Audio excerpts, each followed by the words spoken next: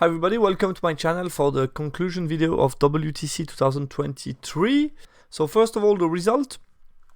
Congrats to Poland that did, I think, a very good tournament by winning all 5 rounds. They had a good margin of uncapped points, and as you can see, it ended up being pretty close with Germany that were able to still achieve a score that was really close from Poland despite losing 2 rounds. So yeah, congrats to both teams.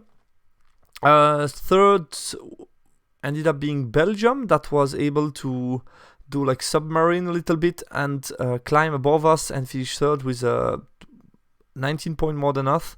And we ended up like last year, so this was the same story. Basically, we won 4 rounds, ended up playing the final against Poland, lost quite big, and then we ended up fourth. So no silverware for us this year. But yeah, I think it's pretty much the same conclusion as last year for us. It's obviously not nice to end it up 4. We targeted better than that, but we made I think a decent tournament. We had some very good training. As you can see, I put some small stars next to the team that we played against. So yeah, we won a small margin against Germany, who ended up second. Lost big to Poland, who won it.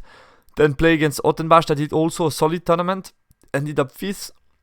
Dutch Lions 9th place, and the Czech Republic team 11th. So I think as a training to look forward to WTC and be prepared for it, I think it was great for us to play against a 4 national team plus Ottenbach, which is the second team in France. But yeah, it was really awesome for us as a training.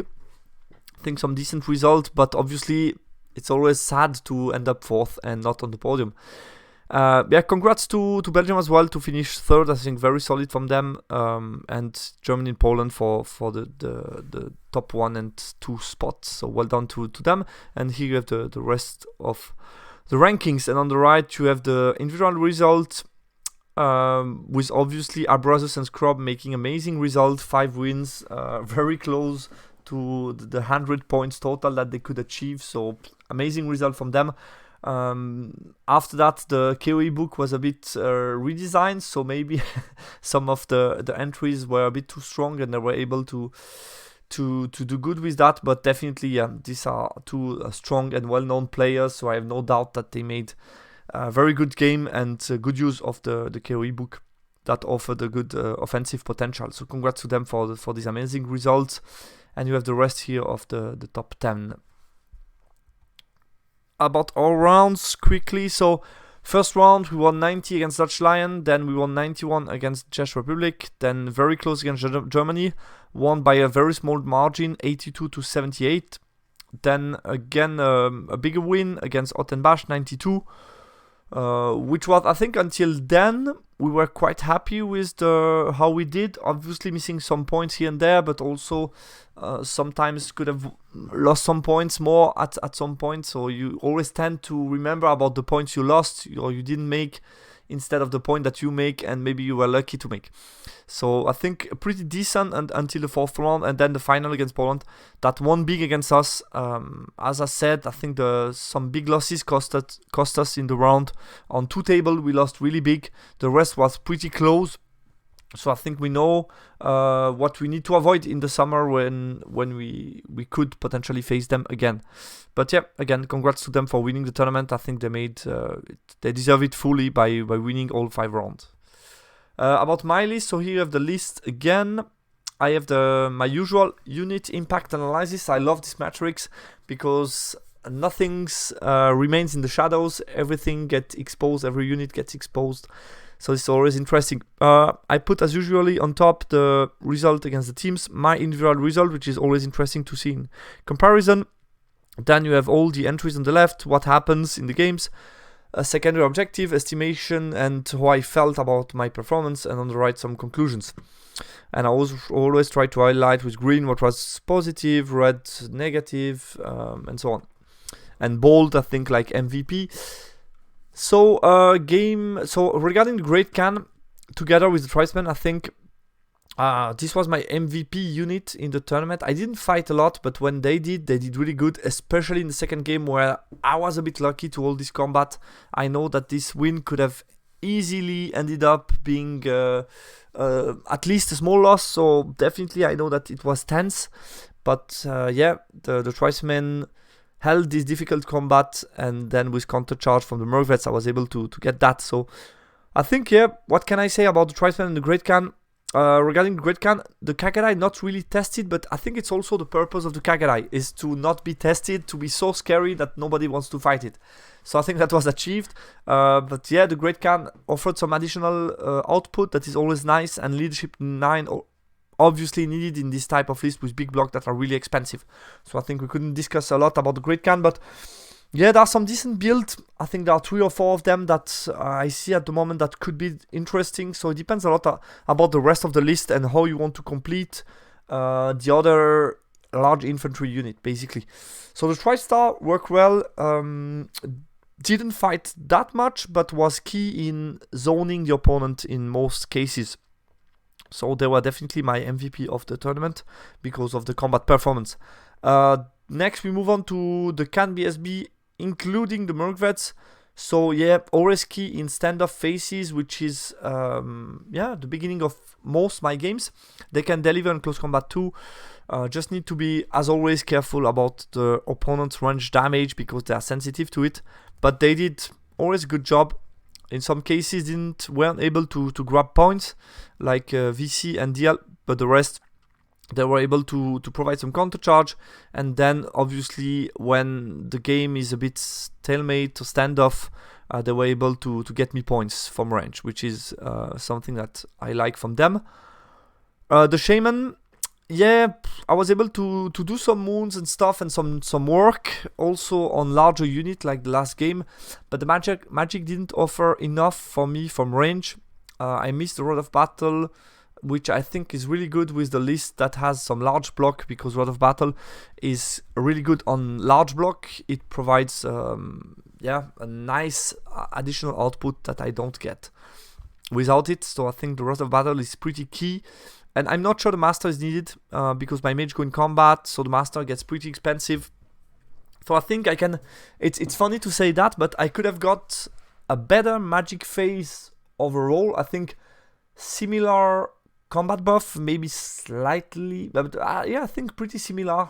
It's just about Break the Spirit, which is sometimes really good, but didn't appear to be the case in this tournament. So I would say similar buff magic, but better range damage magic for a cheaper price. So I think it's a no-brainer that I'm going to change this setup.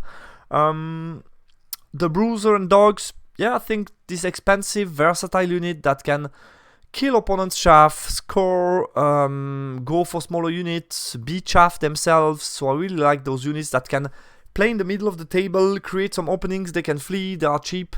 But I think what I could have said about the Bruisers is I definitely prefer Tribesmen. It was already the case before. I wanted to try out the Bruisers, but I think I prefer the Tribesmen. The additional attack matter a lot in the chaff war, and also it's cheaper price. So when you use them as chaff, it's only 150 in comparison to 180 or 90, which matters as well. So definitely I think I would go for Tribesmen instead. And I like the Dogs, the fact that they can go 16. They are quite expensive, but I like to have at least one unit that I can sacrifice that is not scoring on Capture the Flag. So definitely I would keep the Dog as well. Tuskers, yeah, they struggle a bit. Still like them. I think I missed the Ginget potentially in some combat. They did a good job game 2, but ended up still dying. They broke combat game 4, and the rest they didn't fight.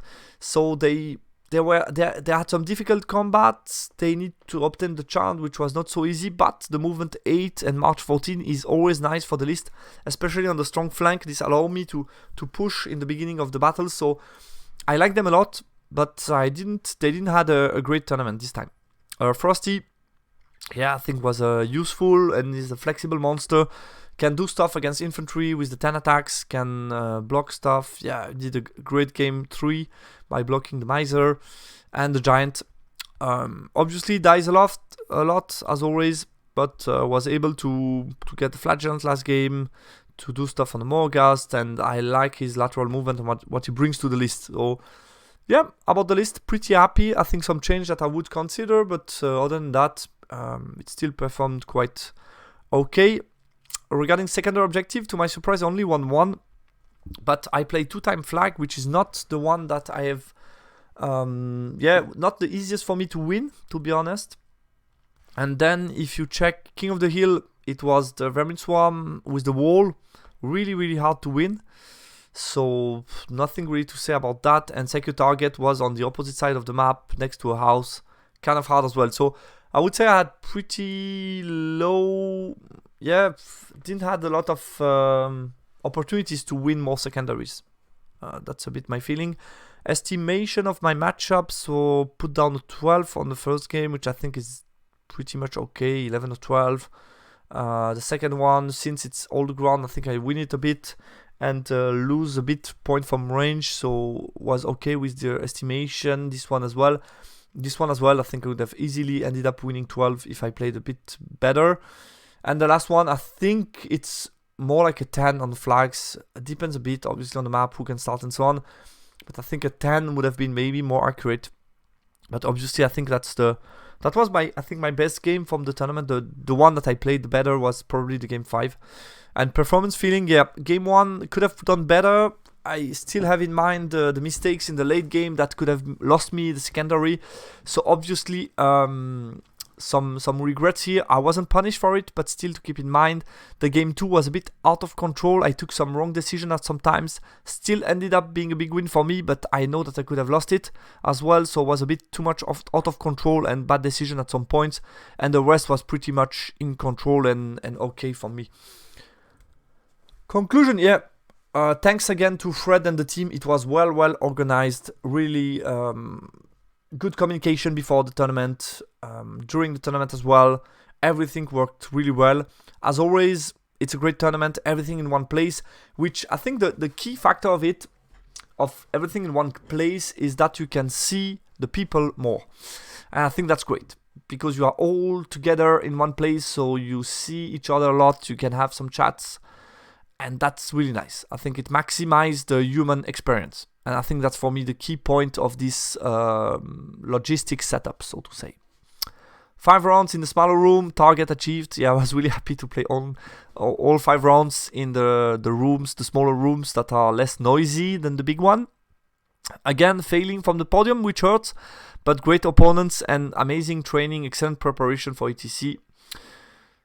Love the discussion with some of you guys, so I was really happy. I'm always happy to hear some feedbacks, being positive most of the time, and also sometimes some improvements, tips that you gave me. Really happy to have a chat about my content, because I put a lot of time and effort in it, so I'm always happy to hear what you think about my content.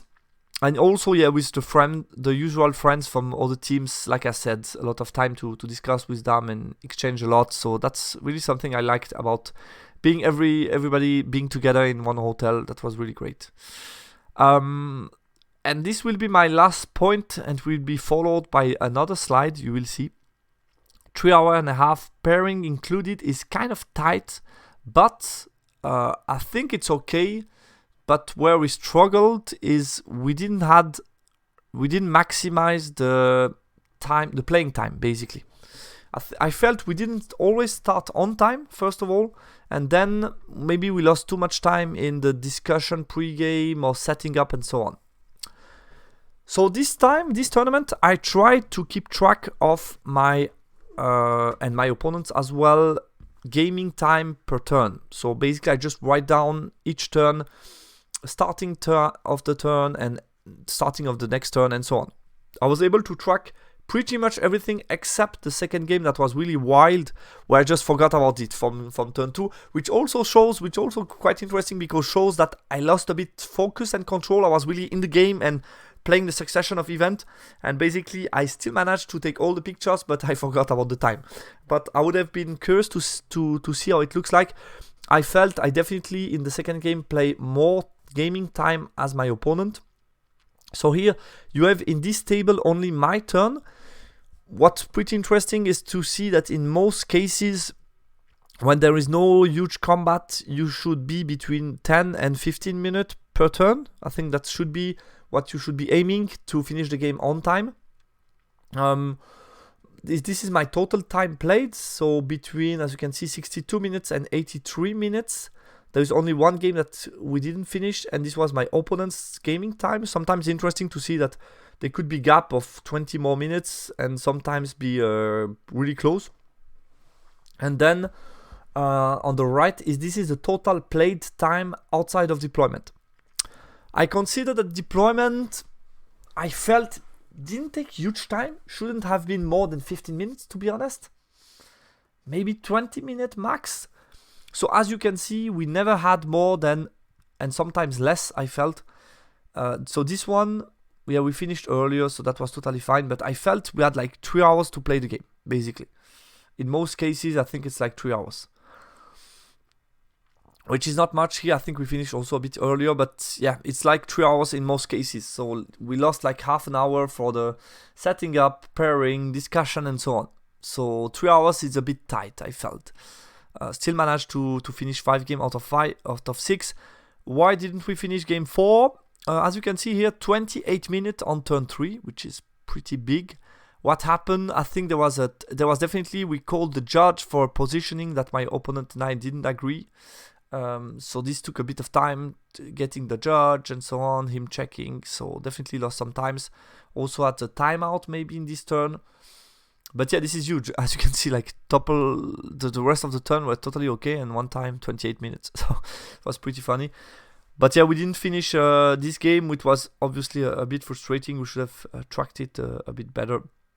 But yeah, it was surprising for me to see that we never got more than 3 hours actually to play the game, which is, I think you should make everything a bit quicker in the pairing process and discussion pre-game and so on to get a bit more than 3 hours, and then I would have finished even the last game and maybe had a little less stress. I remember the second game was also a bit stressful due to me probably playing more time than my opponent because I had a lot of action to take and the charges and so on. That's all, guys. That's all. So really interesting to analyze the time as well. I will try to continue to do it because this brings me good insights about how I can improve. And sometimes I felt there has been a lot of discussion. Maybe I'm going to finish on that. There's been a lot of discussion on the ETC Discord about chess clock, stalling, and so on. I'm not a fan at all of the chess clock because for me this adds an element of the game which makes the game less human, less friendly, less enjoyable. So I'm not a fan of chess clock, and I think in 95% of the cases, with ETC time being longer, gaming time, there is no need for that. So I think for me it's not the solution. I really enjoy this approach. Basically, I'm just writing down the time. I have tracking of the time, so if there is any issue at some point in the game, we are not going to finish, we don't agree with opponent, and so on the timing, which turn, and so on. I have this data, it's at my disposal. I can easily calculate how much time I played, how much time my opponent played, so it's similar to a chess clock. It's not as precise because I'm not checking every question and judge and so on, but in most cases, I think it's still good enough as an indicator for the judge to just see how the game went until then. And you could easily, also for myself, I think it's useful because during my opponent's turn, I can easily check, he did half an hour for his turn. We had no action, no close combat action, he did half an hour. You can easily calculate that if he does half an hour each turn, we are not going to finish. So it also could be used as a friendly reminder to just say, mate, try to be a bit quicker because half an hour I did 15 minutes, and if you multiply that by 6, we're not going to finish the game. So I think it could be used as an easy way to just tell your opponent in a friendly way, which is for me a bit less pressuring than a chess clock. I'm fine to play with a chess clock, but I think just annoying to have to click all the time on that, and sometimes you forgot, and then the total thing could just not make any sense. So I will try to continue to track the time. I think for me it's the best solution to solve these issues. And that's for me the way to go. So I'm going to try to continue it. And it's also great to analyze my games, how much time I take in which phase, and try to then analyze what happens and why was I so quick or so late and so on. Guys, that's all for this video. I hope you liked it. Don't hesitate if you have any question related to the WTC to post it in the comment section. I'm always happy to answer to questions. And I wish you, everything well. I hope you're doing good. You also painting and enjoying our hobby. I think it's a great game, and it's just was an amazing tournament again. What's next on the channel? Let's not forget. So we are in May when I'm recording this, 2 months before ETC. So for me, just preparation for ETC. I don't have any tournaments scheduled. If there is any online tournament that could be interesting, why not? I think it could be great to do another tournament before ETC. But other than that, will be a lot of targeted training for me. So I'm going to target my matches, see what I want to face, see what I want to train against, and so on. So I'm going to try to share a bit of that with you. And then, we're going to be quickly in July and ETC. We're looking really forward to ETC. I think we have some good targets this year, try to do better than last year. So I'm really looking forward to compete with the best team again. Guys, thanks a lot for watching, and talk to you soon on my channel. Bye.